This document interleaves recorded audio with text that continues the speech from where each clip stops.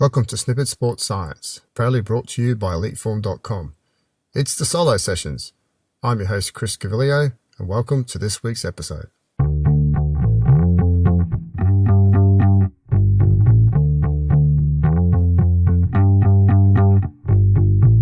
If you've been following me on Instagram, I'd finished 2 weeks of a high-frequency BFR bench press block. This training block was actually inspired by a paper I read from Yasuda, where they studied the effects of low-intensity bench press training with BFR on chest muscle hypertrophy. Therefore, what I thought I'd do in this podcast is review this paper, but take the opportunity to actually use my scenario as a comparison at the same time and talk about the difference between the two groups as something for you to consider if you want to try implement this into your own training program. In the study, they used 10 young men aged between 23 to 38 years. I'm just a couple of years older than that. Their height on average was 172 centimeters and a body weight of 66 kilos. Myself, I'm 185 centimeters tall on a good day and my body weight's 105.5 kilos. Their bench press 1RM on average was 58 kilos with a maximum of 66 kilos, whereas my 1RM, although a little old, is 194 kilos.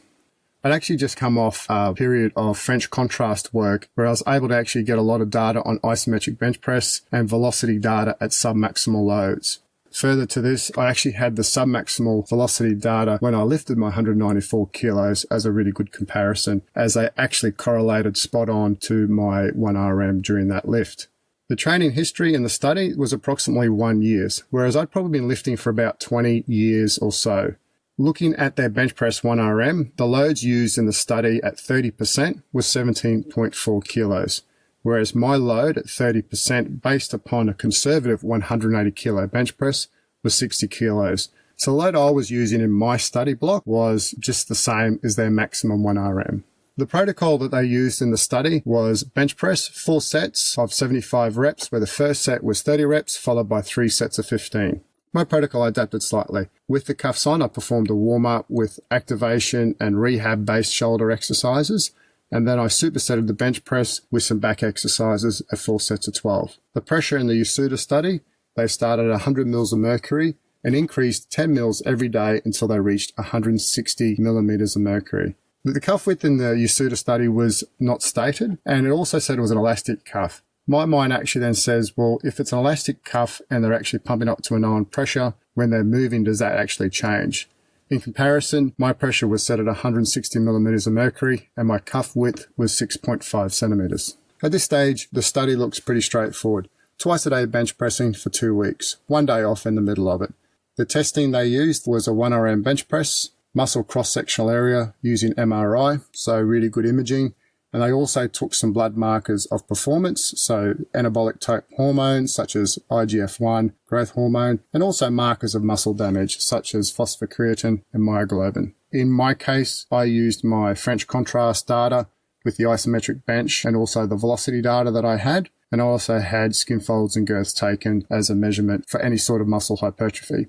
Also must realize I've been training for about 20 years, and I know in the last 5 to 6 years, I really haven't changed in size. Probably haven't eaten or trained any harder to elicit this type of change. So I was really excited if I was to add a lighter stimulus such as 30% bench pressing that I would possibly try and get some sort of gains. The only modification I did to this protocol was that I included 2 heavier bench press sessions in the week. I'm a big believer that in well-trained athletes, you actually need to lift some load. I kept the cuffs on. I still kept the load possibly submaximal. For example, in these sessions, on one day I did bench press with the cuffs on. I would do a double up to 140. And on the other day I used a Swiss bar and I would do 5s on 100 to 110 kilos. The load was obviously higher than a 30% 1RM, however, still not close to my 1RM. Now to the really interesting part of it, the results. In the Yasuda study, on average, triceps increased 8% and chest 16%. Whereas in the control group, they had no change. Myself, my biceps relaxed, improved by 0.7 of a centimeter, so 1.7%, and a flex position, 0.8 of a centimeter at 41.4 centimeters, improved 1.9%. My chest improved 3.6 centimeters or 3.2%. As I said earlier, my body really hasn't changed much in the last few years. So I was happy with small increments in this type of measurement, and I didn't really expect much to improve in my arms because I didn't include any specific bicep or arm work in this training block. In the study, they showed no changes in anabolic hormones of growth hormone, IGF-1, nor testosterone for pre to post. However, it must be important to note here they didn't take acute markers, and this would have been really interesting to see the difference between the control group who didn't use BFR and the BFR group if acute training did improve these really good anabolic hormones, as this would have potentially highlighted the changes that they saw in the study. There was no changes in the resting blood markers for muscle damage, phosphocreatine and myoglobin, and historically other papers also backed this up. Now to the really interesting information, did it improve strength? The study showed that the bench press 1RM improved 6% in the BFR group and actually went backwards in the control. With respect to my own data, my submaximal data really improved out of sight. With respect to a load of 100 kilos, my best data over the last 18 months was 0.89 meters per second, and that improved to 0.97 meters per second, which is a 9% improvement in performance. With respect to when I benched 194 kilos, from 80 to 140 kilos, all my average velocity data improved out of sight. However, my isometric bench press actually went down a little bit.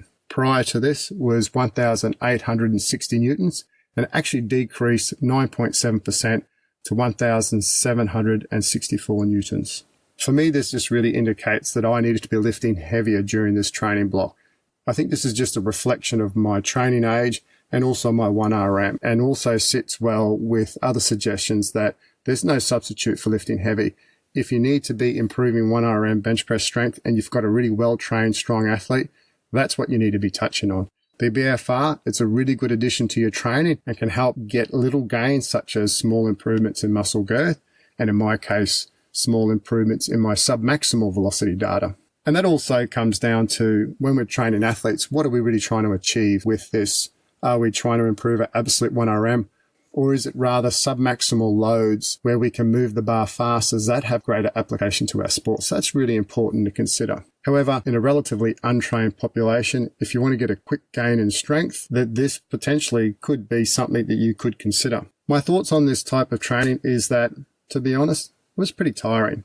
I was adding a lot of extra load onto my own typical training, and this perhaps made my body tired. As I stated briefly earlier, the differences seen in results could also potentially be the difference between someone with a low and a high training age. And remembering that although I did add 2 heavier lifts in during the week, the maximum load there was only 140 kilos with BFR. I potentially needed to be lifting closer to my 1RM, so around 90%, and also potentially doing some partial range work where I'm actually getting exposed to loads higher.